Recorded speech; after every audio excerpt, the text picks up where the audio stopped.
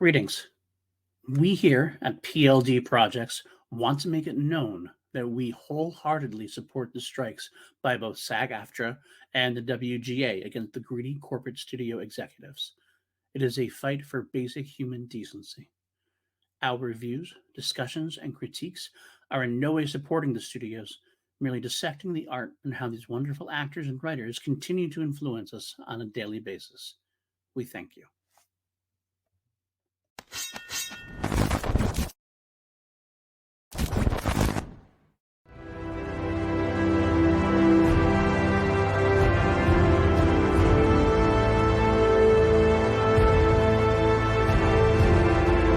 PLD Projects presents Holy Snokes, a Star Wars podcast featuring PLD and Matty Gunner. May the Force be with you, always.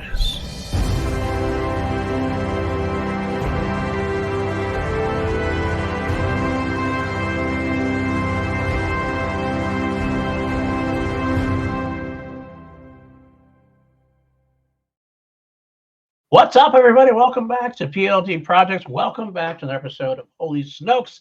I am here with my very colorful, language-wise sidekick, co-pilot, whatever you want to call yourself, Mr. Matty Gunner. How are you doing, my friend?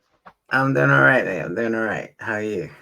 I'm doing better than you are. I know I'm gonna throw you under the bus a little bit here. I know that before we went live here, or before I started recording, we spent about 15 minutes. But I see Matty's screen. I see Matty kind of rolling around things. I heard a lot of things shaking around, going, "Fuck, god damn it!" Yeah. So basically, I hate sloppy cables and like untidy cable management. I hate it. That's what she says. Very good. When I was a lot younger, I used to work for local government in the IT department, and my boss at the time would give me so much shit. Me and my colleague Chris, I don't know if he listens to the podcast. I haven't spoken to him in like 15 odd years, but he would inspect our work. Anytime we did like a desk move or anything, he would go down and inspect our work, and he was very OCD with his cable management. So it kind of and he would drill us if the cabling was shoddy. You would make us go down and do it all again. So it kind of, when I couldn't find this one specific cable, I was like, "You've got to be kidding me!" Flashbacks. Yeah. Huh? Okay. Yeah. I was getting Vietnam flashbacks. Fair enough. Well, my friend, we have a great episode to talk about this week. Again, you know, it's funny too. Like I kind of watch it. I don't know if you do this because I'm so ingrained in Star Wars. You know, it is like our online culture nowadays and everything else. And there's people who love it, people who hate it, people who are dicks, people who are whatever. But I was like, watch it. I take it in, and right after it's over, I go back to, I wonder how this is going to go over compared to, like, I always think about what I like about it versus what it's going to be. And always like interesting to see. My initial thought was like, oh, people might not like this one as much as like last week, because last week had all the Anakin stuff and the Clone Wars stuff and everything else. But I was actually very surprised to find that there are a lot of people who like this week's even more. So I was actually very happy with that too. What was your experience of this week? Let's talk about how you started watching. You and I are very different in that I don't care what other people think unless I ask for their opinion. I have my if I have my friends that I know I can have a decent conversation with, guys like the guys at Force Center and Star Wars Explained, Triad of the Force, Acto Radio. We've got like this bubble of people who can actually, and Thank the Maker and everyone in the Thank the Maker Discord. We have this like not super posse, like we still have our critiques and everything, but the way that they are worded is a lot more like we can actually have a conversation about things. And I think after Celebration in Anaheim, which was, that was my first proper celebration, I was like, I really don't care what people on the internet think about this stuff anymore, because it's mostly Bobby numbers. It's so-and-so 639 12 69 420 in their name. That's probably just a bot created to attack Kathleen Kennedy and tell you how Disney have ruined their childhood. But I'm just like, if you want to know my opinion, I've got a podcast.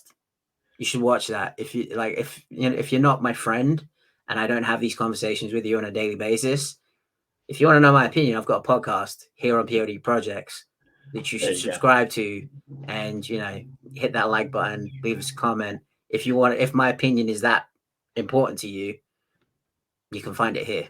That's fair. I mean, that's fair. I guess I don't want to say that I care about it, because not like I sit there and go, if somebody says something bad, I'm like, oh.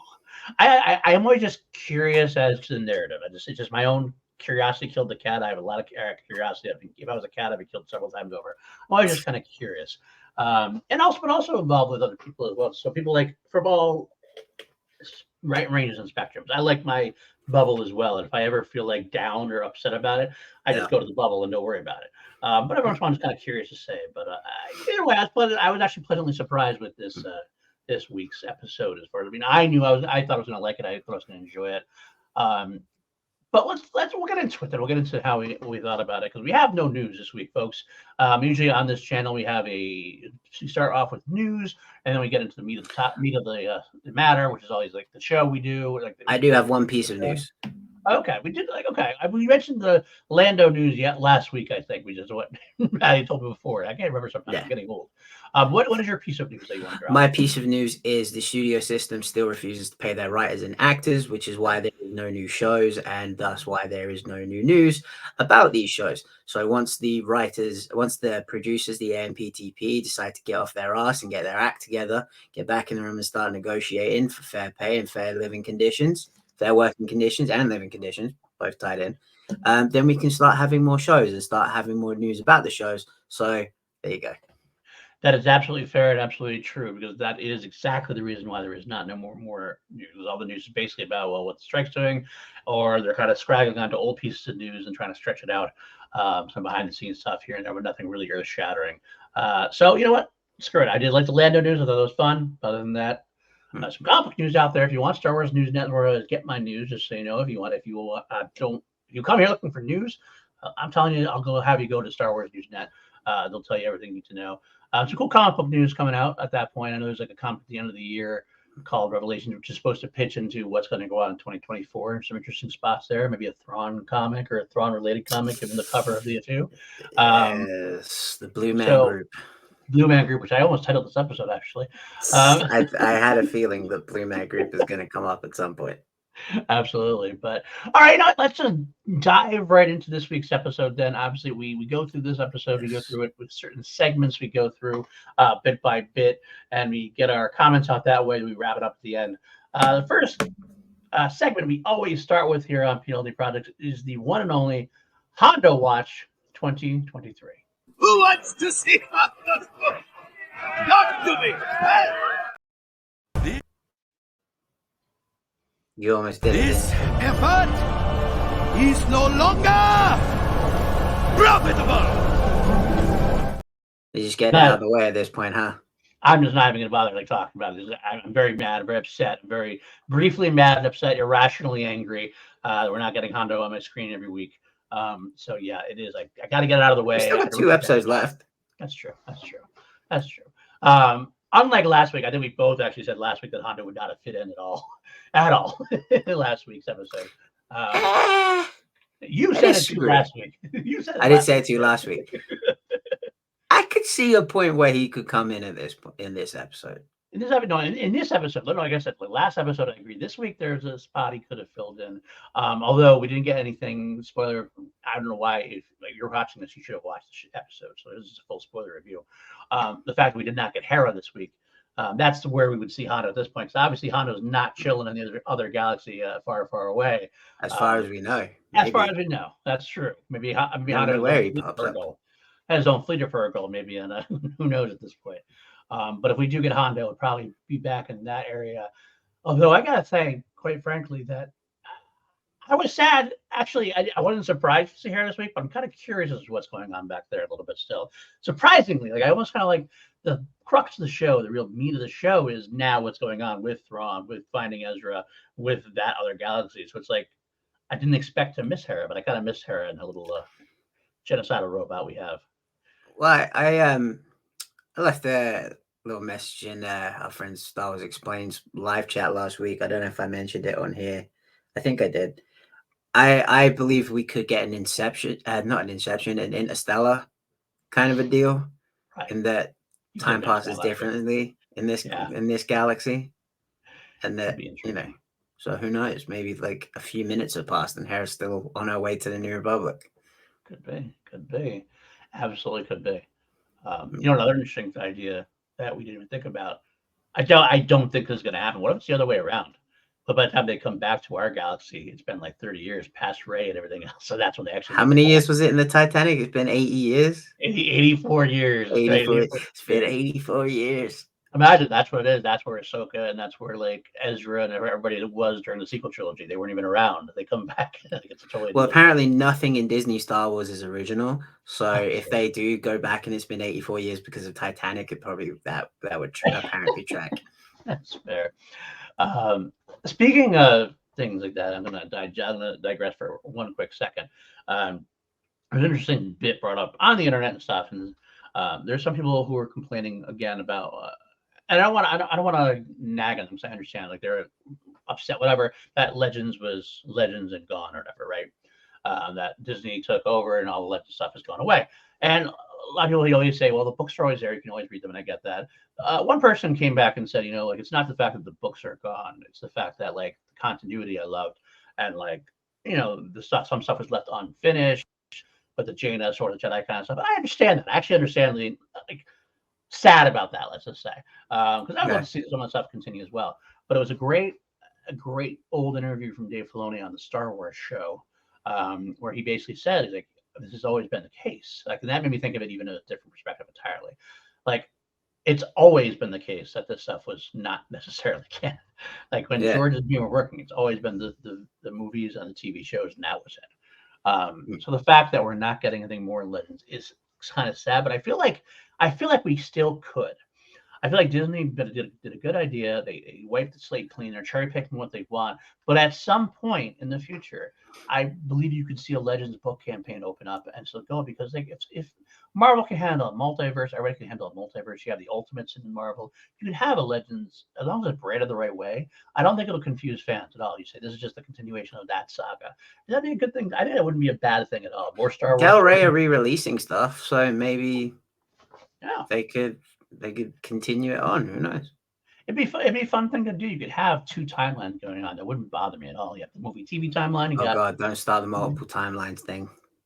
As long as they don't cross over. I'm okay with them having separate things. No crossing streams. No crossing streams. No, none of that. I don't want any alternate things in the main universe thing. That's different. A what if comic or something, or a what if story.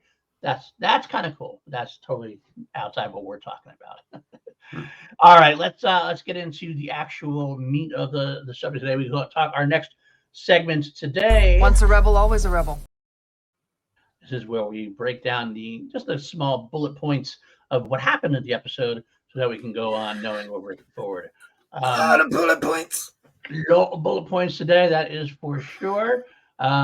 We start off very quickly. Just the most interesting thing about this is if you watch Doctor Who, we call them Doctor Light episodes. This is an Ahsoka Light episode. Ahsoka's only in the first couple minutes, and that's it. Mm-hmm. I think it's just to establish where they are, establish a little story, a little give and take with Hu Yang. Obviously, Ahsoka, who has finally gone through her trials, is still kind of worried about Sabine, and she makes clear to Hu Yang that Sabine went willingly, and she's concerned about that. Hu Yang seemed concerned about that. But I love the fact that Hu Yang points out that Sabine has been coming closer and closer with the Force, that maybe it was her being with the Force that gave her the decision that it was the only thing that she could do, was to go with the enemies to find Ezra. I have a feeling that when Ahsoka meets up with Sabine and meets up with Ezra, Ahsoka is going to realize that Sabine actually, in a roundabout way, did the right thing, saving the one, and it's going to eventually save the day overall. That we think. That we think. We'll see. We'll have to see. But the best part about that, of course, is the fact that Hu Yang tells about stories, and Ahsoka tells about Hu Yang telling stories. And I love the whole going back and forth about like, history of the world part 1, 2, 3, history of the galaxy 1, 2, 3, et cetera, et cetera. Jeez, I wonder where we've heard that before. Right, exactly. I love that. Which trilogy is your favorite? Love it so much. And of course, though, the greatest needle drop, so to speak, and no, not music, but needle drop before the opening credits. Obi-Wan gets to tell a story and starts it off with a long time ago in a galaxy far, far away. I saw an interview. I think it was back. It might have been in London. It was at one of the most recent celebrations. A fan asked Dave Filoni where Ezra is, and he goes, "I'll tell you where he is. He's far, far away." And what was the title of this episode? Far, far away. Far away. I was just like, look, I give the man in the hat his fair share of shit. That was genius. It was so meta, but at the same time, it was done with like poise, almost like almost like tastefully done, tastefully meta, if that can be a thing. Yes, I think that's exactly what it is. It's definitely a shout out to everybody, but at the same time, it's meta, but it's not overly done. It's a little bit of that minor fan service, kind of wink and nod, but that smiling wink and nod that you get like from your friend who's offering you a beer at like 3 a.m. He's like, "Come on, sit down, we'll talk." That kind of thing. I do love it. I just love it quite a bit. So. All right, we got the credit sequence, of course. So we get into the next bit. We see Sabine awakening in the Eye of Sion prison cell, and Baylan Skull kind of passes by the cell. We have a little conversation there where Baylan basically Sabine's like, "You promised we were going to do this," and Baylan's like, "Chill, we'll get there," kind of thing. But we have an interesting conversation when Baylan goes back to where Morgan is and the bridge, and Elle's just asking about like, "What are you doing? What's going on?" It seems like that Baylan still wants to be true. More and more I hear from Baylan, he feels like there is definitely still some Jedi in him, if that makes sense. Like he's not fallen to the Sith side. He's not fallen to the dark side completely. There's still a code of honor in him deep down. So what do you think about that? I want to walk back a theory that we had that he is Plo Koon's Padawan. Okay. His mannerisms are so Qui-Gon. The way he speaks, the cadence he speaks, when he has his arms folded behind his back, it's just so Qui-Gon. If you put him and Qui-Gon in the same room, I wouldn't be surprised if it turns out if like he's fighting, and this is leaning heavily into speculation, but I would not be surprised if he was like Qui-Gon's Padawan before Obi-Wan was. The only problem, I don't think he's old enough. I don't know. I mean, like he seems like he's like Anakin's like age to a degree. Maybe. So I can't see him. Maybe he worked with Qui-Gon a few times, maybe or something. Maybe they're just so alike. Like even in the way he talks and like his cadences, that's not how Ray Stevenson usually speaks. Right. He's like very much like, I don't know if you just watched a load of maybe he's like this era's Qui-Gon. Yeah. On Qui-Gon. But when I hear him talk, I feel like I'm listening to Qui-Gon. So I will disagree with you only in terms of I don't think Qui-Gon was his master, only because the timelines don't match up. But I do agree that he is like the other side of the coin for Qui-Gon. Like he's like the darker version of Qui-Gon. Like they're both kind of rebels in their own way. He's almost a rebel to the dark side. He'll go dark side to a bit, but he won't like really commit to a lot of that ideal. He doesn't really want power for power's sake. He doesn't want to rule the world. It feels more like a depression, like a depressed Jedi who just like wants to like, this is all effed up, and I want to just break the wheel, like no wheel of time, break the wheel of time, and start it all over again with something new. And he thinks he might be the best man for the job, which is a little bit of arrogance, obviously, a little bit of arrogance, but it makes sense to a degree if he thinks he knows the Force better than a lot of other people. And maybe he does. Qui-Gon certainly did. Qui-Gon at the end of the day was proven to be much more in tune with the Force than the Jedi Council was, for example. So again, flip side of the coin, which I like. So, all right, we get that idea. Of course, we get Shin Hati gets a render from her cell, and we end up traveling to Peridia. And wow, that was pretty freaking metal, where you have like the ring around Peridia ends up being Purgle bones. Where Purgle go to die. Purgle go to die. That was not what I expected, because I expected this was when I heard the migration point, which we did hear that was part of the Jedi stories. That I guess this was a Purgle migrating point. I assumed that meant they went back and forth for some reason, but no.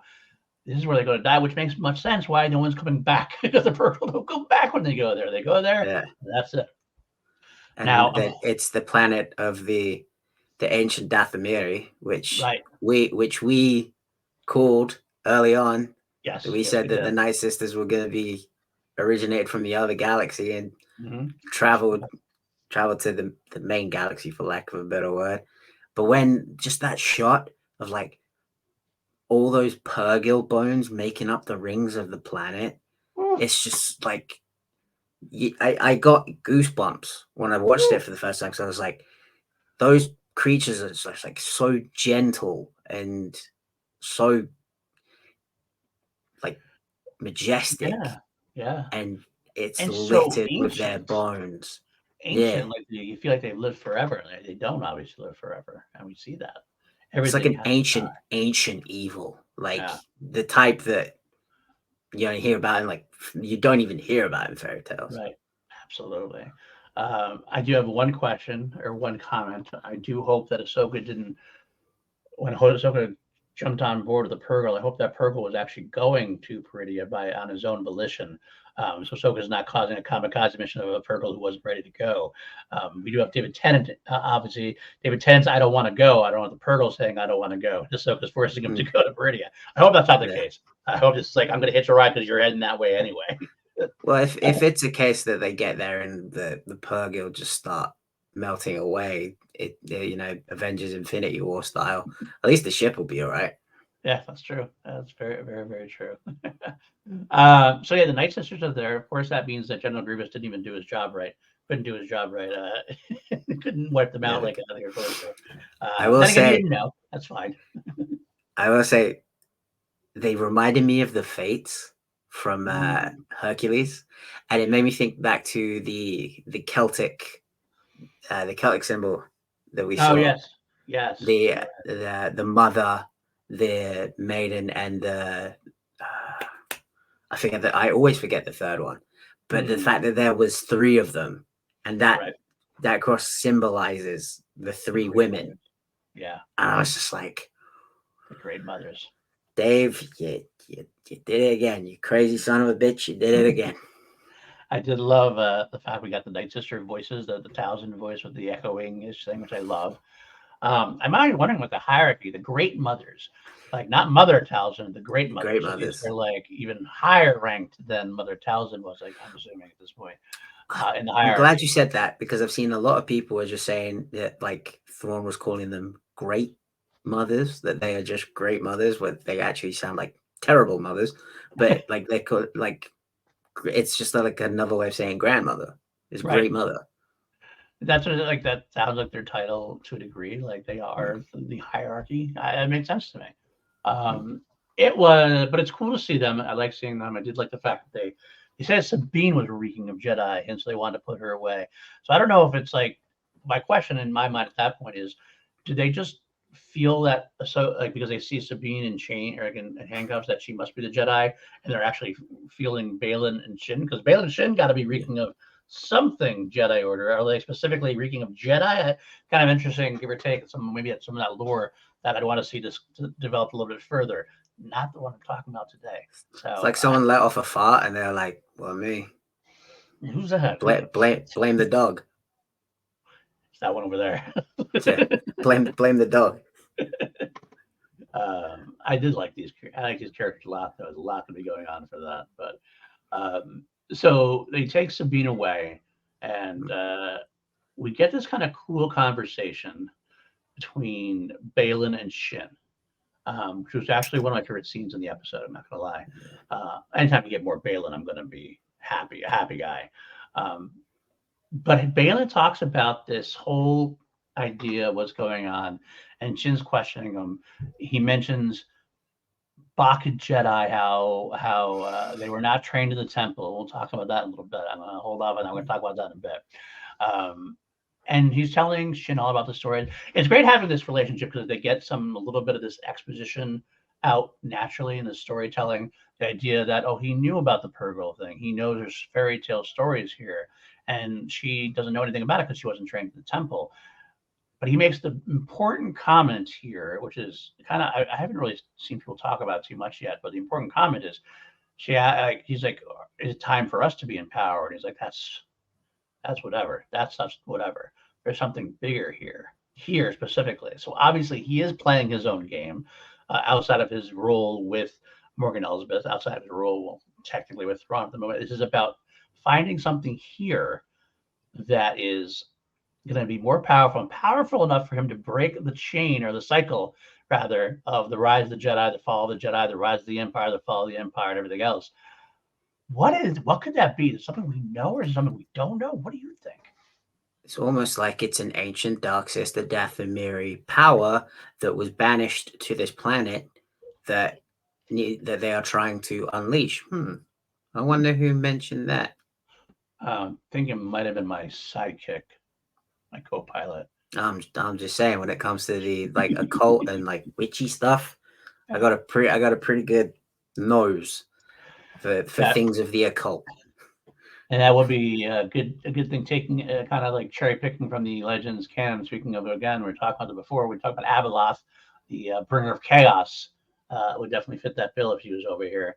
It's interesting to see what that would be. Is there also a possibility? Other things you could throw out there. Is this where does Baylan have a way to get to Mortis? The Mortis gods were definitely a story that was told. I've seen people throwing around the Yuzon Vong as well. I've heard that as well.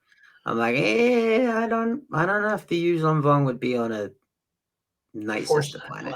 Yeah, I think the Yuzon Vong would be introduced in a different way. Also, I feel like they'd have their own. I think the Yuzon Vong would invade and not be like discovered like that. Another potential possibility is we've seen the Bendu in Rebels. Is there like a kind of darker Bendu here? Well, he's the one in the middle, right? He's the one in the middle, right? But even the one in the middle, it's like kind of like I said before. Qui-Gon was like the one who's a little bit off the kilter of the Jedi, and Baylan's a little off of the dark side. He's got it more towards the middle. Maybe the Bendu has its own like the little thing where like the Bendu is more this, the other side, flip side of the coin. Potentially get to see more about that. You want to see a live action Bendu? I know you said that. Let's get it. Let's get something like that. Yeah. I mean, if there's one person that's gonna do it, it'd be Dave. Absolutely. I mean, I don't know, but there's a lot of different possibilities there we're going for. Although not all the time. There's a lot. We only have 2 episodes left. We got a lot of stuff to cover. That's so I don't know if we're going to introduce that yet. That might be a season 2 thing, which would mean Baylan would have to survive this season. And we're going to have to get to something about that a bit. So because that's always a little more complicated when the actor passes away, unfortunately. You know what? Let's talk about it now. Okay. If the thought is true, if Baylan Skull makes it out of Ahsoka season 1, and there was the intention to have him in season 2, and maybe his part was big enough to play that they can't really move on without the character. I don't want to see any deep fake done. For this. No. I think that's too soon, et cetera. We'd have to have a recast, and I came up with a recast that I thought would actually be good. Go on. Well, I had a hard time thinking about it, I'll be honest with you, because like Ray Stevens is doing such a great job. It's not like we're not like replacing somebody who's done a mediocre job. It's like we'll get somebody else to be fine. This is a guy who's been like a standout, and maybe the standout of the series so far. And in a series where we've gotten Hayden Christensen back as Anakin, we've seen the introduction of Thrawn this episode, we've seen Ezra come back, we've seen live action, all these, like he has maybe be the standout of the season. So I had to find somebody who would fit the bill, both maybe looks and that quiet intensity that he has. And I came up with a possibility. Hear me out. What do you think? Liev Schreiber. The Sabretooth guy? He was really Sabretooth. He was in Scream. He's also in Ray Donovan now and everything else. He was in a bunch of shows afterwards. He's kind of had an interesting career trajectory. I saw some pictures of him online also, and I was like, wow, you know what? This actually really works. He's had some intense moments before, especially. I kind of feel like it could work very well. I don't know what your thought. Would you have any thoughts on that? I mean, I only ever know him like really as Sabretooth, so okay. I've not got much to go off. He's definitely got the physicality, the big hulking, brooding figure. Right. I mean, like, if you... The first one that comes to my mind, and it's completely crazy because there's no way he could get jacked enough to do it, would be George Clooney. Yeah, no, I think he might be a little too old to do it, possibly. But I like where your head's at. Let me get this here. I don't know. I really don't know. I'm usually pretty good at recast and fan casting, but this time Andrew Lincoln, maybe. Andrew Lincoln could be good. He doesn't have the physicality, I don't think, necessarily. You've seen him as Rick Grimes? Yeah, I have. Jeffrey Dean Morgan. By the way, this is the picture I looked at. I was like, that actually kind of looks a little like Ray Stevenson, if really even no way there. Just a little bit. Jeffrey Dean Morgan. There you go. That could be good. That could be very well. It's funny. I was talking to PJ about this, and he thought, he's like, "You're not going to go where I think you're going to go." I hate that. You're right. He goes, "Don't say Jerry B." I don't know. Because he could go with the law-abiding citizen line of the "I'm gonna bring this whole disease-ridden, corrupt temple down on your head." Right. Maybe talking about the Jedi Temple. Could be. I mean, we were joking about all this. I mean, it is obviously a tragedy that we have to talk about this, and obviously I put it forward. We don't want this. This is not something we ever really wanted, but it's that case where if the part is needed, it has to happen.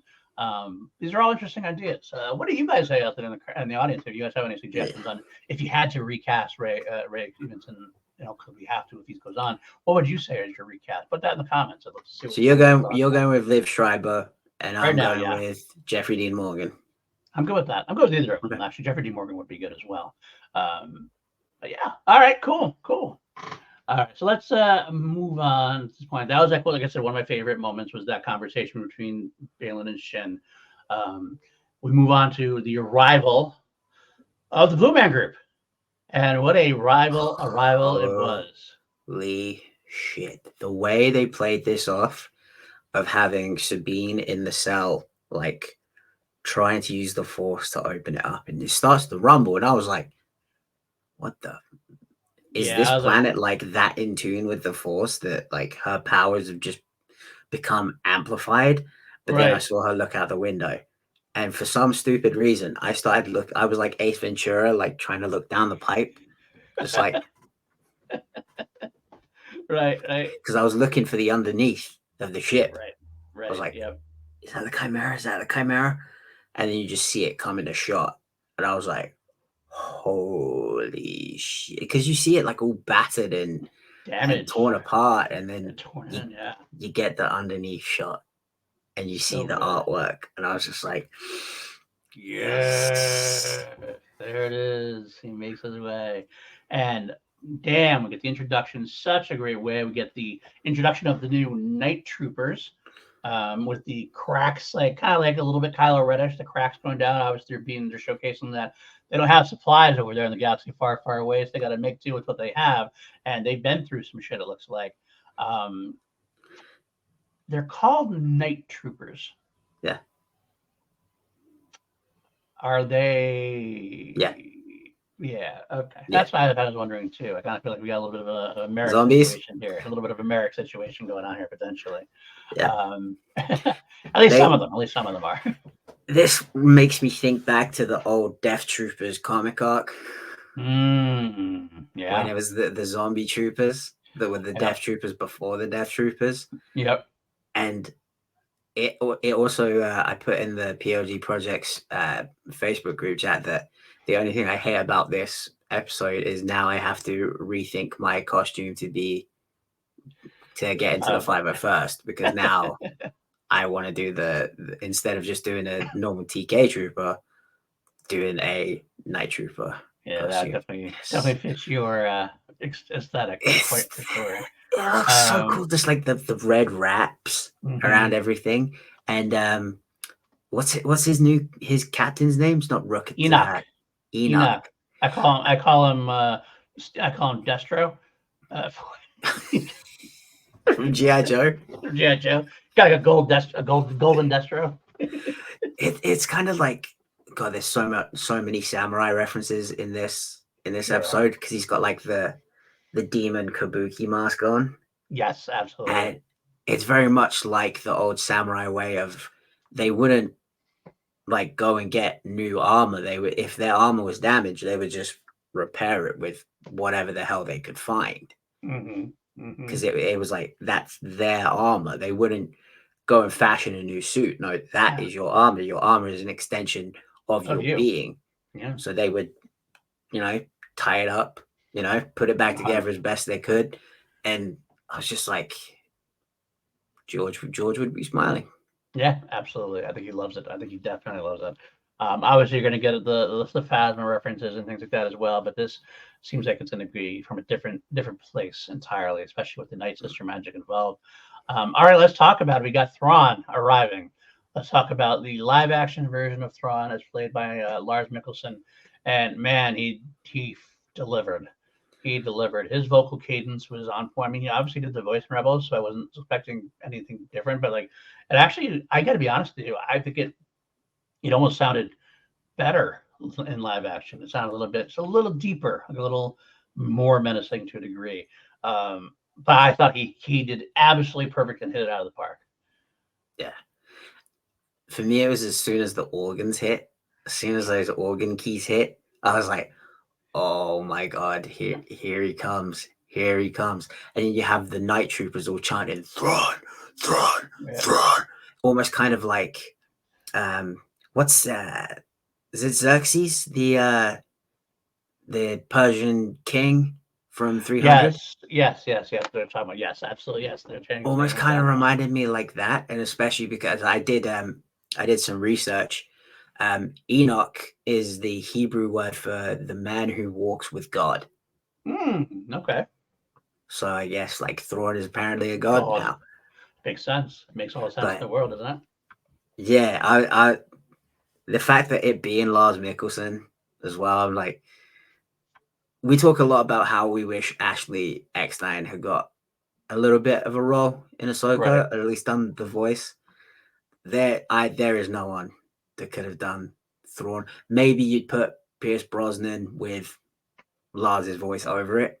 Right. Potentially. There's something about Lars being so immersed in the character and playing him for so long. He knows how to walk in those shoes. It was like Katie Sackhoff said she had to learn how to be Bo-Katan.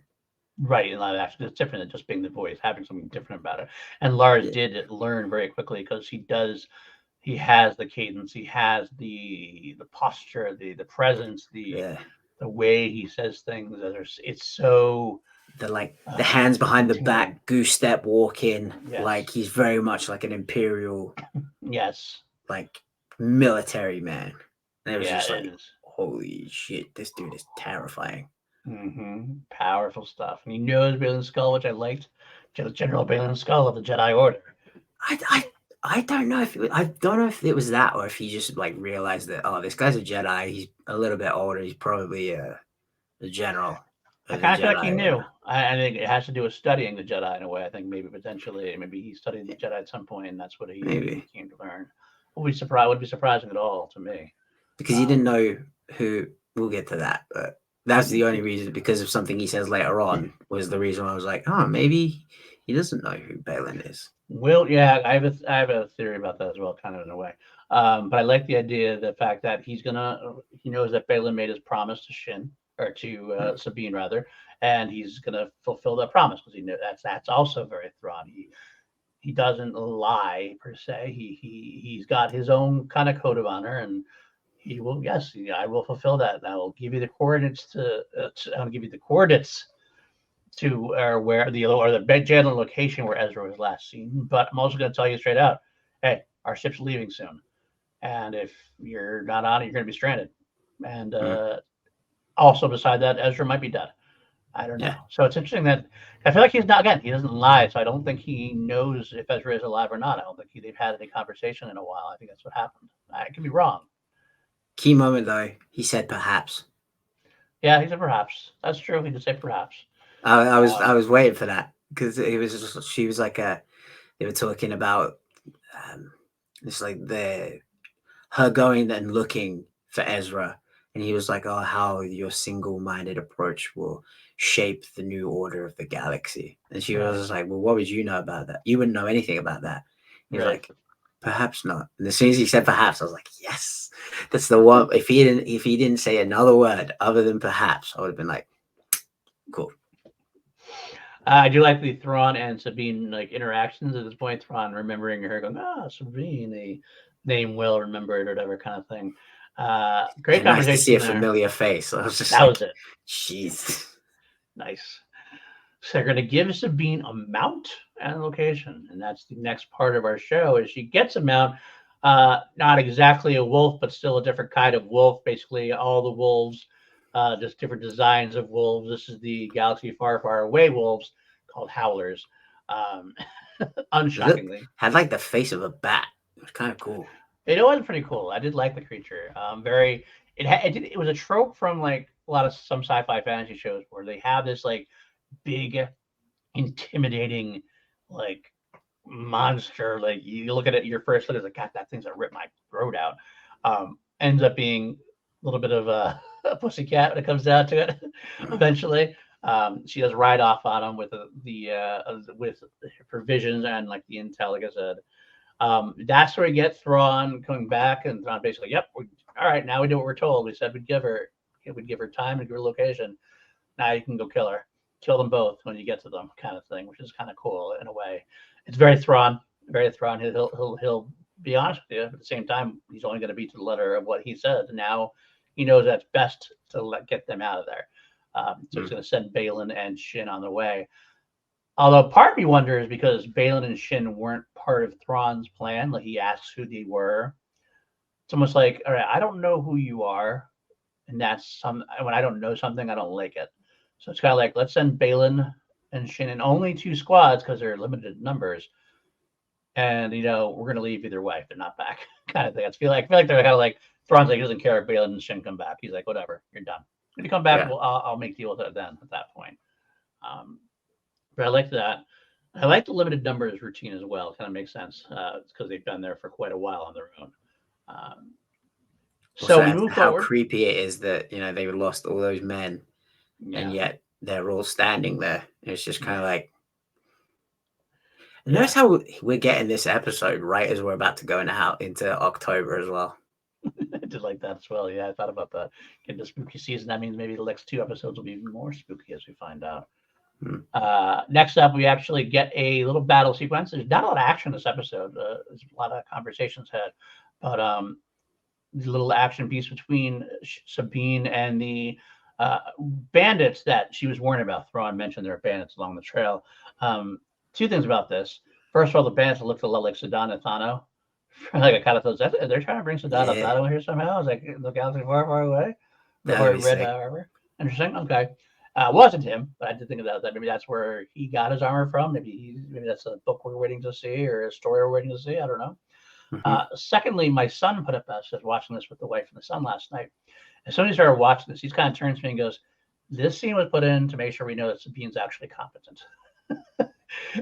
Like she's kind of gotten her ass kicked a few times, like a little bit with Shin, a little bit and everything else. And this is like her way of saying, all right, got the bandits. I'm going to use the Mandalorian stuff. I'm going to use the lightsaber. I'm 1-on-6. I'm going to beat all your asses down, kind of thing. It's like, yeah, Sabine is a badass. It's a nice reminder to get that.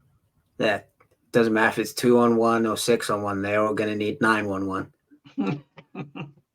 Nice, exactly. So it's a nice fun battle. I get to see a little bit of everything, a little bit of the Mandalorian stuff with the ropes, a bit of the lightsaber action going on. She did it all. She has the armor, blocking shots left and right. Fun action sequence. And of course, the mount left her behind as she is able to call him out later on for leaving him behind when he does return. I liked that as well. A little give and take with the mount. I kept saying this might have been the most Dave Filoni-esque episode of the entire show. I love this moment. It just felt so Dave Filoni-esque. Not that the other things haven't, but this is really brought home. This is what Dave Filoni does, in a silly way, but a good way, a fun way. I knew what was gonna happen, but I was sitting there like, go on, do it. do it. Yeah. And it was the moment where she yells, I'm going to call him Howley. His name is going to be Howley from now on. She yells at Howley and she walks off of screen, but it still stays there. You know, you're like, go on, where is he? And then suddenly he comes trotting into shot. And I was just like, perfect. Yeah. It's so great. It's great. I just love that. It's also so Star Wars, not just Filoni, but Star Warsian. It's the idea of how it's technology versus nature in a way, like or whatever. It's always been like the Ewoks versus the Imperials, that kind of thing. We get a little bit of that here. It's like the not so civilized howlers, and we're going to meet them soon. The Nazi, we're about to talk about the Nazi, and all those people. Like that's a very similar Star Wars trope. So getting it's always a good thing for me. Let's speak about the Nazi. Let's speak about the Teenage Mutant Ninja Turtles come to the Star Wars universe here. My new favorite rapper, Lil Nutty. Yeah. Great way to do it. It was a great way. It was a fun discovery when he licked the rock and everything else. He comes to light or jumps out of his shell. And I love that he's wearing that's how we figured out that he's wearing it. He notices the rebel insignia on her pauldron, and he's like, oh, I have that too. And that makes that connection. Love that moment. That was well done. This was the one that I was like, anyone who complains about this scene, it's pretty much a mirror image of Leia meeting the Ewoks. Oh yeah, it's definitely a Return of the Jedi moment for sure. And the fact that they were all just like, they all start popping up. That was great. Once they realize that Sabine's like a friend and she mentions Ezra, they all start popping up. And Howley's looking around like, wait, what the what? hell is going on here? I was like licking those rocks, and now what? I love it.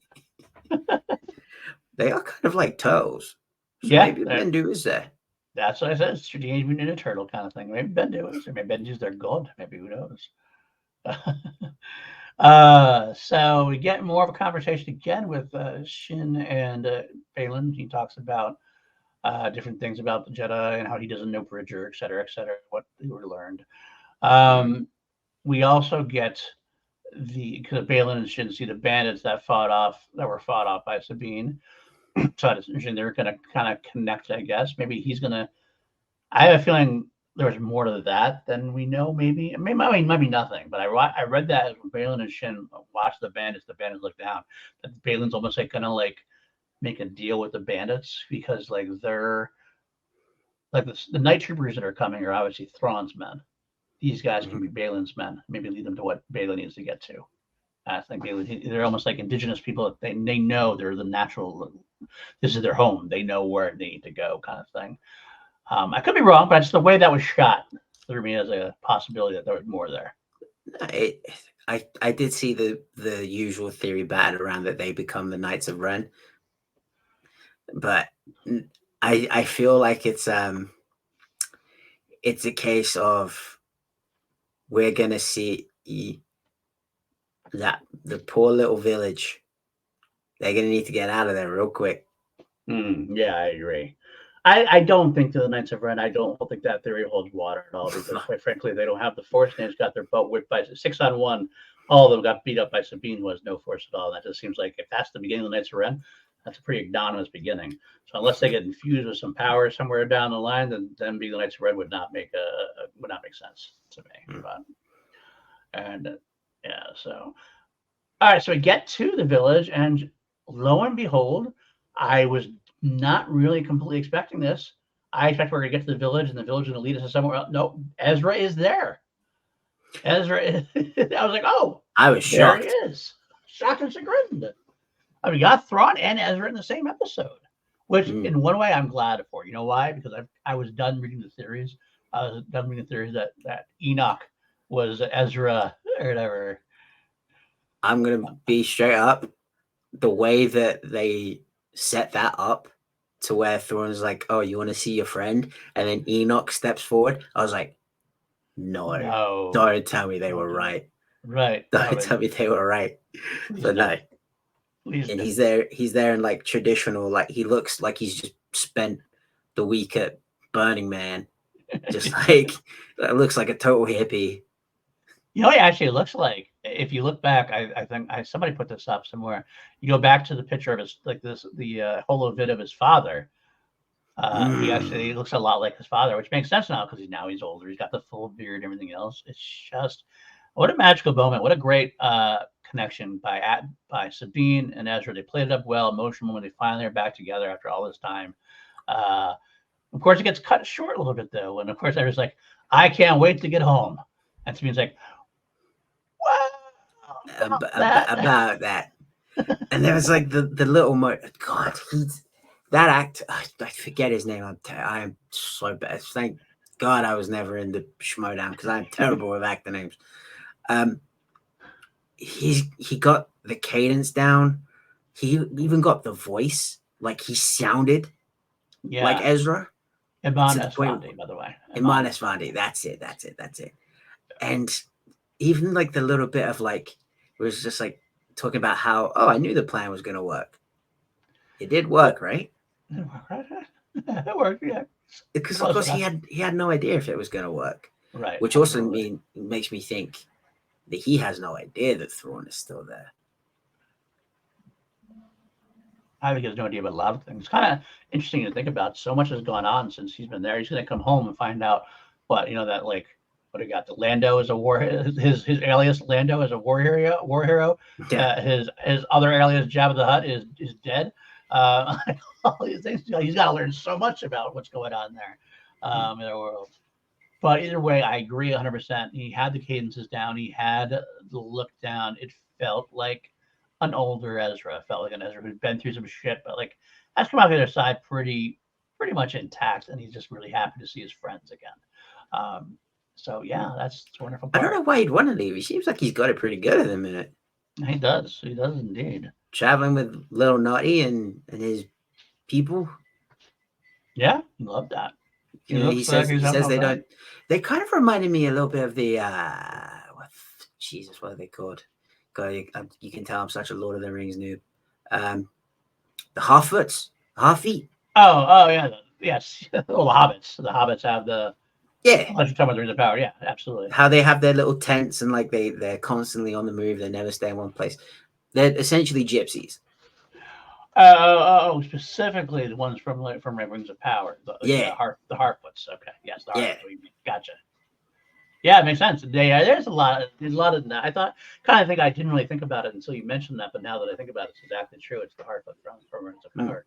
It's nomads who travel around when they need be, and that's what we get at the end. Yeah, it's just like, we got to leave. That's how they've stayed alive all this time, probably, and why Thrawn probably gave up looking for them, because, quite frankly, Ezra's not a threat to him at this moment, just himself and the Harfeet there. So don't underestimate Lil Nutty. I'm not. I'm saying Thrawn might, because he is an Imperial at this point. So Thrawn's about to fuck around and find out. Baby. Speaking of Thrawn, we go back to the Chimera, and we have a conversation with Morgan where we learn about Ahsoka possibly coming, and Thrawn's not happy about that, obviously. But that's where we get to the part you mentioned earlier, I think, when you want to talk about that, when he does say, okay, if Ahsoka's coming, first of all, if any Purgle approaches, you're to destroy it, high aside, destroy any Purgle that comes, like it's coming towards the planet. But he also talked without prejudice. Without prejudice. Right. Right. But he also mentions about wanting to learn basically more about Ahsoka, who her master was, et cetera, and that's what you want to talk about, I believe, right? Mm-hmm. So go ahead, hit me up. Obviously, Thrawn was taken out of action by the time the main war started. Mm-hmm. So I'm wondering, we know from like books and comics that he knew Anakin. Yep. He knew who Anakin was. And knew Vader as well. He knew Vader. I don't know if he ever put the two together. I think he did. I don't want to say 100%, but I was fairly certain he got it, because it would make sense if he did, because he's so. Maybe not at this point. Maybe we're gonna see him put two and two together, but I don't think like at the time he would have seen Vader as anything more than like I thought he had his suspicions, especially during the book that takes place during Rebels, before he goes back into Rebels. There's a time because he actually meets with Vader, meets with Palpatine, and I believe there was a section where he kind of like put two and two together and didn't like outright say it, but like basically was like, I think we know who you are. I think we worked together before. We know who you are, kind of thing. That's what I kind of heard. The difference I have, the question I have is he does say, I want to know her background, history, homeworld, her master, everything.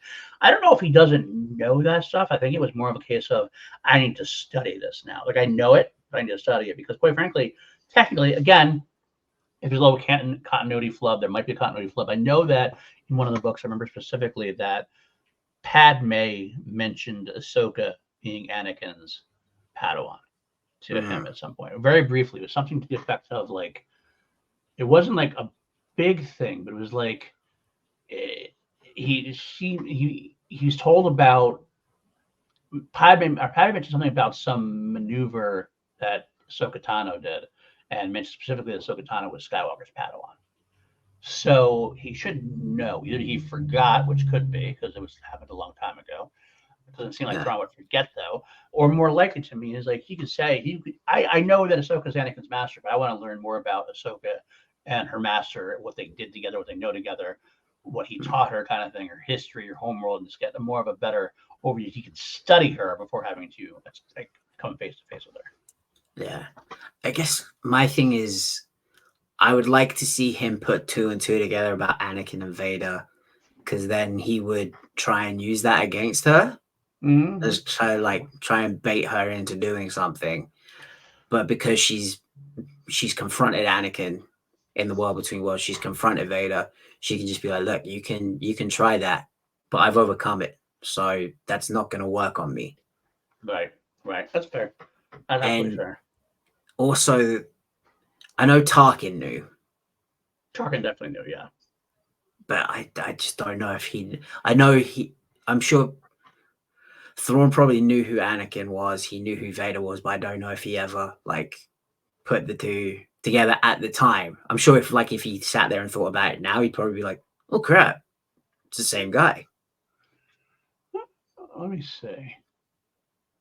Okay, he did. All right, looks like he did. It looks like according to the thing that says he deduced quickly that Darth Vader was in fact Anakin Skywalker. I'm not sure if that was necessarily where that was from. Let me see. It makes sense because Balin knew it. Let's see. It was. All right, I looked up the articles. Grand Admiral Thrawn had encountered Anakin Skywalker in the Clone Wars while on reconnaissance missions detailed in Thrawn alliances and Thrawn ascending, Chaos Rising. In fact, Thrawn was name-dropping Anakin that initially persuaded Palpatine to allow the Chiss into his presence in the first place. A strategic genius, if not a political one, Thrawn swiftly deduced that Darth Vader was in fact Anakin Skywalker. He too had the wisdom to keep quiet about the knowledge, although he did indicate his suspicions to Vader in Thrawn alliances. Okay, so he's pretty much aware of what it is. I mean, he might not have ever got it confirmed, but it's Thrawn. He has some suspicions. He's confirmed himself, kind of thing. So, but I still think that doesn't preclude him from using it against Ahsoka for sure. Yeah. So I guess I kind of also want to see him do it because that's like the ultimate riddle. Yeah, that would have been cool to see. So to see him like putting it together, I think would be pretty cool. But the one thing I did love was when he turns to the Night Sisters at the end and he says, I must once again ask for your help with your dark magics. And it just makes me think, I'm like, they're carrying all those like sarcophagus out of the catacombs. Like as soon as he said that they're unloading from the catacombs, I was like, bro, you do not want to start playing with what's down there. That is not good juju down there. That is what I want to know. Very, very bad juju. I want to know, what is it down there? That kind of like was almost glossed over during the whole episode. Like it was like this. They're bringing up this stuff that I promised. Like, what is it? What is it? What's all the stuff that's in there? There's quite a lot of them. So I would think probably dead Night Sisters. Maybe they're buried so deep that they needed the Chimera to kind of blast through. I mean, I would think they would have magic to get them up. Maybe, I don't know. But I'm very intrigued. I'm very intrigued to see what I hope we find out next week because I want to know what that is necessarily. But all right, that's the wrap. That's where the show ended. So let's continue and go with the next subject of the day. Our next segment, as you will. And that segment is... As your master, it's my responsibility to prepare you. Master of the week, as in, who is our favorite character of the week? Matty, I'm sure you have a strong opinion here. I think I know what it is, but go ahead. Mine is actually my new guy, my new buddy, Lil Nutty. Really? Yeah. And here I thought you were going to go right away with the Blue Man Group was your favorite of the week. No. He hasn't really done anything yet. That's fair. He hasn't imposed his will on the New Republic yet. When he does that, then he can get it. But no, it was like the last few episodes have been so emotionally rich, and like this one was so dark and so intense that little bit of a reprieve of just being like, oh yeah, there's I don't want to use the word silly, I don't want to use the word comic relief, but it was just like there's the little like brightness in this episode. It was kind of like that minute because you're like watching it, you're like, oh my god, there's Dawn, oh my god, there's nice. There's Little Nutty. Okay, cool. And anytime you bring in like, they're essentially kind of like the Jawas of this galaxy. Okay, yeah, that makes sense. I got that, a little bit of that, absolutely. And they dress so well. Like he was wearing like a little vest and everything, and I was just like, this is a really nice little break from like feeling like I'm being choked by like, oh my god, there's so much like shit is about to hit the fan. I agree. I think it is going to hit the fan. I like it a lot. Actually, I'm very glad you picked Nutty because I wanted Nutty to get some love. I actually thought I was going to pick Thrawn myself, but I didn't either. I went with an old standby. I went with Baylan. Baylan, yeah. I went Baylan again. Yeah. I think maybe with him not being there last week, kind of like pride my pump. I'm like, I want to see Baylan this week. I need to see what that thick Jedi, dark Jedi, whatever you want to call him, is up to because he is awesome. I love everything about him. So hearing him do what he does, be intimidating, be honest, have that code, but still talking about what he wants, like with Shin, educating her and getting involved. Like there's something going on there that I need to know about. And Baylan makes his mark every week for me. And even when Thrawn comes in, I still want more about Baylan. I'm going to be honest here. There's a part of me like Baylan could supplant Thrawn as far as my favorite character list goes. I love Thrawn, but Baylan is something magical about Baylan. And I'm hoping that like if it stays through that, like it has to go through a recast that magic will be kept to go on. But yeah, I can't say anything else. That's it, man. It's Baylan for me. Yeah, part of me hopes that I don't want to see a recast. I would much prefer like either if Baylan does make it out of this show, that we kind of leave him to Legends and be like, whatever happened to that guy? Right. Like let him become a legend in his own right. Because I feel like that to me is more of a worthy end than potentially bringing in someone that can't. And I'm not saying Liv Schreiber or Jeffrey Dean Morgan couldn't, but there's always, you run that risk of recasting and people idealizing Ray Stevenson's performance and just being like, it's not the same. Wow. You know what I mean? Yeah. No, I hate to be that guy, but it's like you run that risk, and I'm kind of like. That's kind of what I meant about the recast. Like it loses the magic because it's such a unique individual. I mean, anybody else playing it makes it different. I mean, it's not that it can't work because it's worked in the past on some occasions, but you have to have somebody really, really special take the lead and like kind of be deferential to Ray Stevenson while not really trying to be Ray Stevenson. It's a fine line. And I get it. I don't. In a way, I'd almost rather see it go away than trying to recapture it. I don't know. It's like I got one half a dozen and the other. So around Dave Filoni looking at it, like I have a story to tell. This was that character to tell that story. I need that character. Or do I rewrite it and try to rewrite it? If I try to rewrite it, does that make the story worse because it's not set up that way now? You're trying to pivot one way or another. I don't know. I mean, I'm glad I don't have to make those decisions. I'll be honest with you. You can't really kill him off screen, but part of me is just kind of like, let him fade into legend. Let him become like a myth in his own right. Okay, fair enough. That's absolutely fair enough. So, all right, let's move on to our next segment here. We have I am no Jedi. Famous line from Ahsoka's past. We talk about our favorite lines of dialogue this week. I'll start first with this one, if you don't mind. I'm going to say this. I already name dropped it. I'll give. Let me give a runner up, because I already said a long time ago to Galaxy Far Away.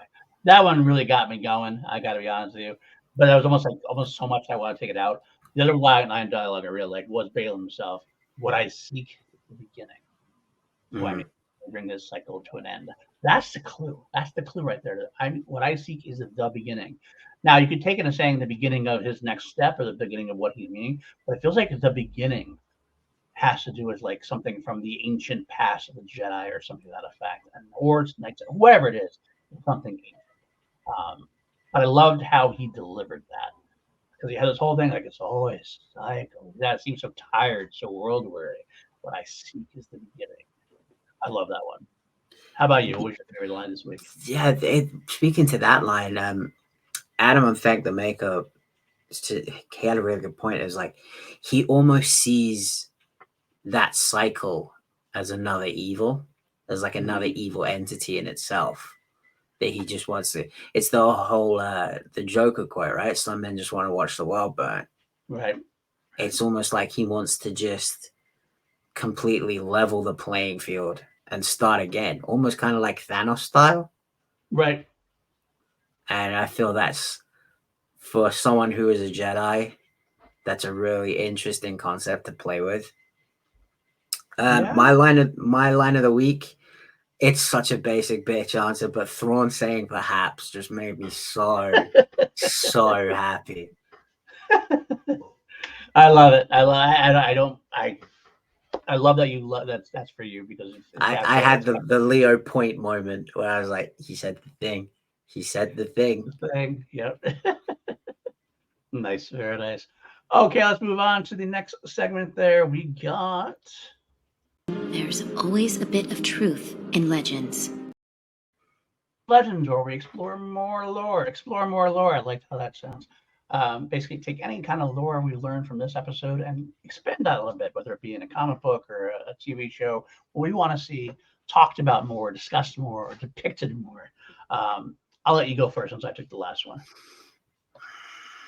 We got a lot of lore in this one. We really did. There's the part of me that's kind of like, I want to know more about the ancient Dathomiri. But really, if I'm completely honest with myself, I want to know more about the Nutty. I want to know more about them. Where did these little guys come from? Oh, I don't believe. I don't blame you at all. We'd have a whole setup of that entire village and these characters, and they're just so cool. Like he wears, like he's got like a little vest. I can't help but think that we need a crossover with the Teenage Mutant Ninja Turtles. That's what I want to say. Leo, Mikey, Donnie, and Raph, and maybe Splinter joining up for it, the little naughty. And we teaching them ninja tricks to keep themselves alive. I like it. I love it. I'm all for it. Let's do it. For myself, when Balin said Bakken Jedi, my whole demeanor changed. I'm like, because I know Bakken is basically Japanese for a wooden sword. Yeah. Right. So basically a replacement for a real sword. So that's the way they got Bakken Jedi, basically a Jedi, wildling Jedi who was trained outside the temple. But he used the terminology like it's been an actual terminology, like has been used for so long that there's actually a term for it. So were there Bakken Jedi during the time of the temple? I think it's, to me, I took it as like a Jedi who wasn't trained in the temple, a Jedi who was raised out in the Right. sticks, because samurai that like served directly under the Emperor trained with swords, like they Right. trained with their actual weapons. It wasn't until you like go out to the mountains and the villages that you see children and like other like the warriors training with wooden swords, because they couldn't afford to blunt the swords that they had, Right. because that was what they had to use to defend themselves from other tribes and warring countries. Obviously there was the China Japan feudal war. So I kind of took it as like a Jedi that was like raised out in the sticks, that wasn't, raised with the traditional Right. way. No, And I it's all, agree. I agree with that. But my question mm, about that is like being that like was that just a term that he came up with, or was that a term that was just used like during the time of the Jedi? Were there like was that a talk in the temple? Like Yoda would go up and go, "Oh, these are the Bakken Jedi out there. There's a bunch of Bakken Jedi out there that we didn't ever get to put in." Like it seems like mm, it goes a little bit against the idea of like you have to train force sensitive users so they don't go to the dark side or whatever. But there's some who didn't want to train, or some who are like maybe like Sabine, who's a Bakken Jedi, maybe not strong enough, but they can still continue to learn under some master, maybe someone who left the Jedi Order, maybe someone mm. who left under, maybe like someone under Balin kind of thing. I like the idea. I gotta feel like, is there more to this than just him using an off term like Bakken? I mean, maybe not. Maybe it's just an off term, but Because Shin also she says like me, and he goes no, and like it's kind of like he has like a almost like a reaction of like disgust.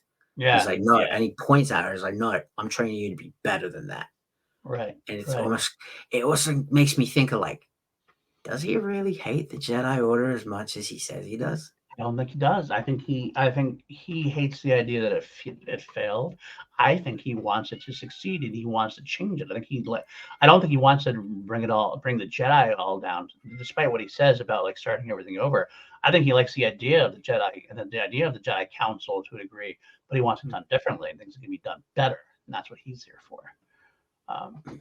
Interesting thoughts. I like that though. So Balkan, that's my want to explore more lore there. So, all right, next up we got the normal. Hear a lot of carbon scoring here. Looks like you boys have seen a lot of action. Seen a lot of action. A favorite action piece of the week. Not too many to talk about. I think we only have the one, so it's got to kind of be default our favorite, right? You would think. All right. I'm taking another moment and using it as an action moment. Okay. It's all of the night troopers falling in line and all chanting Thrawn and almost kind of like beating their they're not actually like beating their chest, but like it sounds like a just a war tribe. And they're all just trying Thrawn. It was just like, whoa, I didn't know like people were like that loyal to Thrawn. Right. Okay. I'll give it to you as an action moment, especially since we don't have many. I'll be the basic bitch and go with Sabine because I did like a lot of that stuff. I liked seeing how she moved around and how she went from Mandalorian to Jedi with the lightsaber, with the weapons and everything else. I thought it was a well done action sequence. It was shot well. And at the end, I do think, like my son had said, it definitely was a good thing to make her seem a little more competent than she had been against Shin and everything else. Give that time that Sabine is a warrior and she can kick ass. So that would make it for me. So. She gotta give that lightsaber back now, though. Does she? I think so. Now that she's found Ezra, I think she's got to give it back. I don't know about that. He's been looking it up, I think, for a long time. I think he might be just using the Force. And B, maybe he built his own lightsaber. How do you know there's not kyber crystals over there? He had a bunch of time to find something. Maybe he found something and he'll get some kind of like bone saber or something. Like he'll have some kind of natural saber, like to be the hilt. Made out Purgil bone. Yeah, absolutely. That's what I'm saying. The Purgil saber. Ugh. Come on, you never know. He's supposed to be friends with the Purgil. He's recycling. He doesn't want his friends to go to waste. That's dark. That's dark, dude. That's dark. All right, before I get into any more trouble, let's move on to the next segment. Laugh it up, fuzzball. All our favorite comic moments of the weekend. There are a few of those this week, and I'll take this one for me. We already mentioned it, so I'll talk about it real quick. It's the Howler moment. It's exactly the scene said. She orders the Howler off screen. Howler walks off screen, and it turned out a second later they're both off screen, and then the Howler just comes whoop, whoop, whoop, checking back out to her. I love the Howler so much. I want my own Howler, although I think they drool too much. But besides that, I want a Howler like on my lap and hanging out with me. Love that moment. Made me chuckle. Made me think of every animal I've ever known, and it was just such a great unifying moment. Perfect moment for me. How about you? Yeah, I gotta agree. That was the moment where I was like, I knew it was coming, but I still was like, come on, do the thing, do the thing. You're gonna do it. Then you just see him come trotting across, and I was like, ah, good. Because like she's probably like yelling at the poor thing.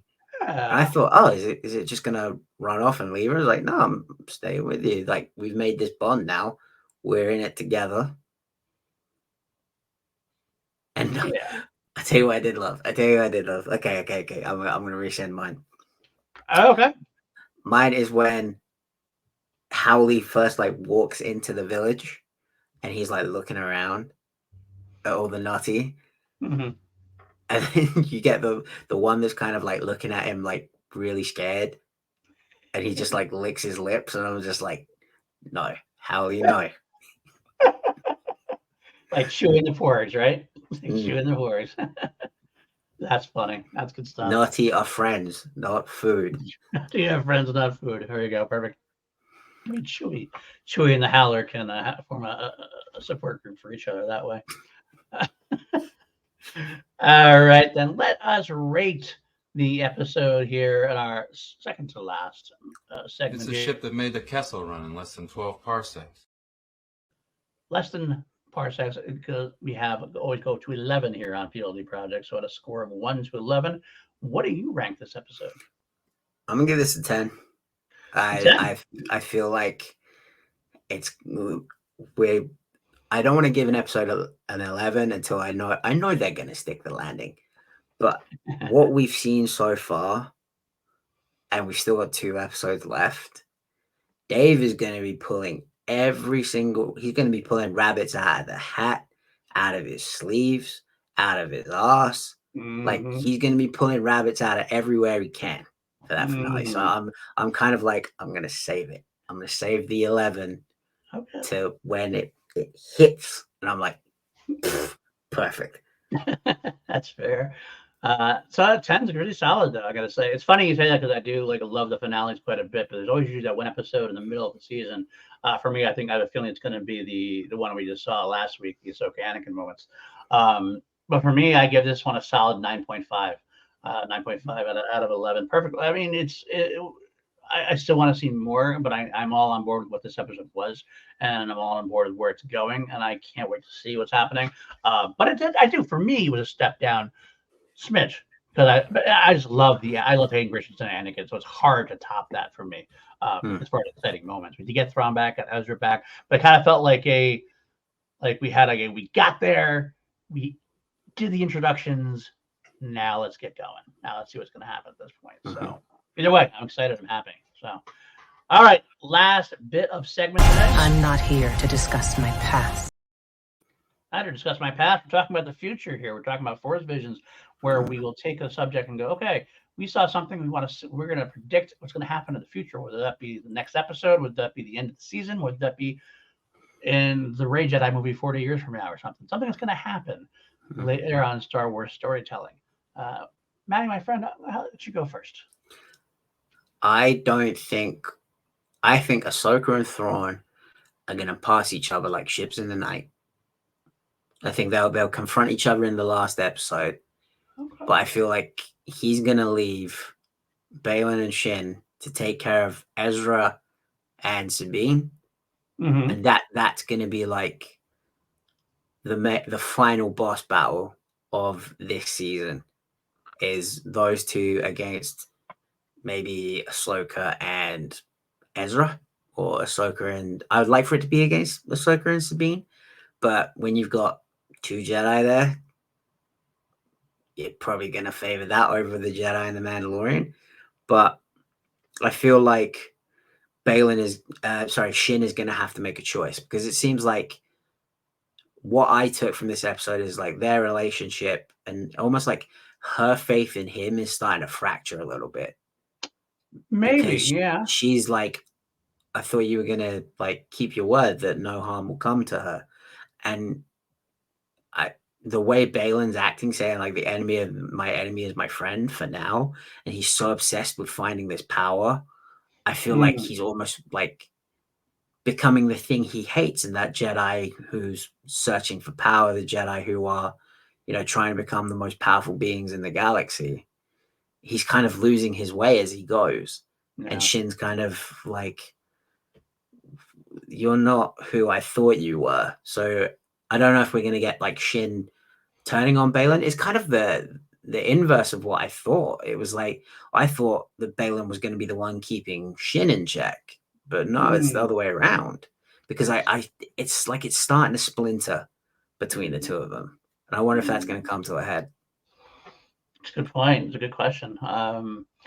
Because it's not been overt. It hasn't been like an overt splintering, but there are some interesting moments. Shin has been the most intriguing character to a degree, only because we don't really know what she's thinking. She has few lines of dialogue, and it's usually inquisitive, as in like, I'm trying to form my opinion on this. Like, I feel like we don't really know her. I feel like all her life she's been working with Balin or something like that, potentially. And we don't know that for sure. She could have Balin, because it's could have been a newfound relationship. Maybe she learned from somebody else, and then Balin found her, and it's completing her training, so to speak.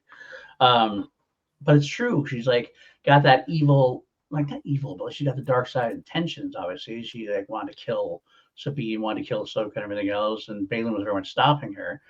I don't know. We'll have to see where that goes. Good questions. Very good questions, though. We'll have to see where that goes. I like your predictions on that, though. I want you to see if they come true.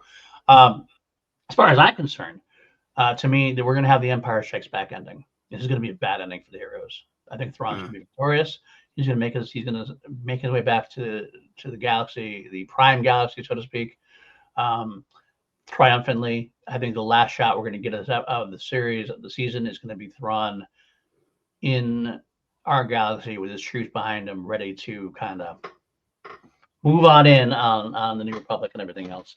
I think two more things. I think we will see Hera again at one point. I don't think we're done with Hera. I think we're going to see her being kicked out of the New Republic.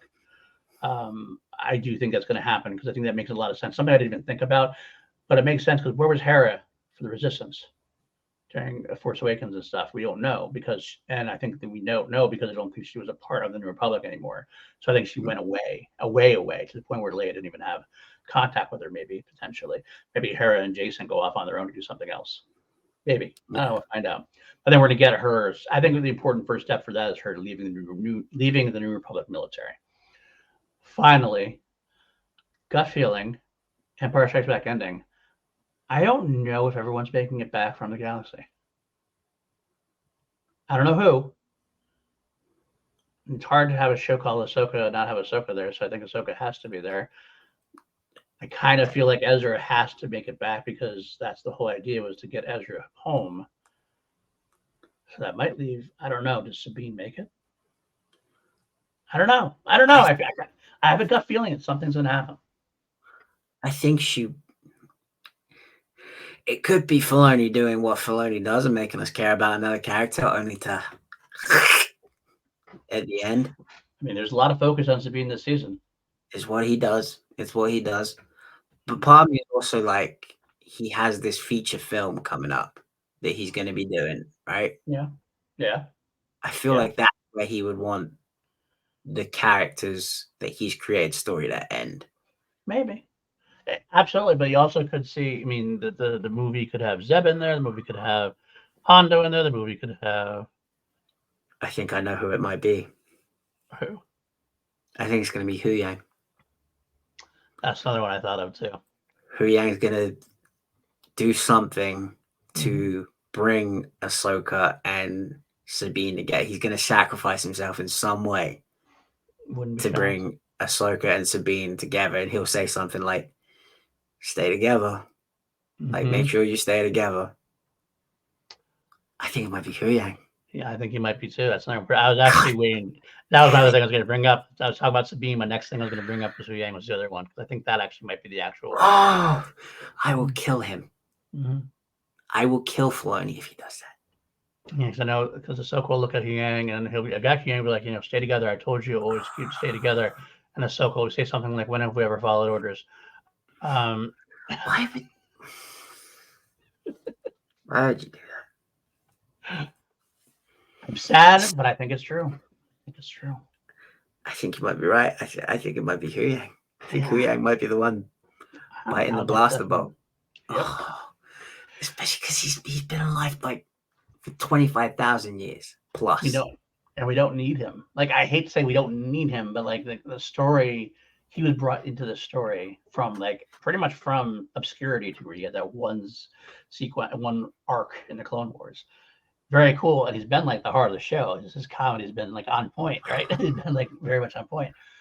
You bring him in there, you build him up, and then Oh, damn it! So prepare. Filoni. You're on very thin ice already, cowboy hat boy. You kill that droid, the ice will shatter, and I will make damn sure you sink. To quote Dave Filoni, interesting. Don't. Ugh.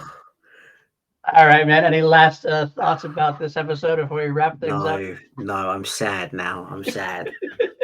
Well, I'm sorry to make you sad, but I feel like if you're better prepared, then you might. I want to be prepared for that. I don't even want to think about that. All right. That is the end of the episode for us this week, folks. Again, hit that like, hit that subscribe, leave the comments, leave the ratings on the audio. We're here for you. If you want to help support the channel even further, we got a Patreon, patreon.com/PLD Projects.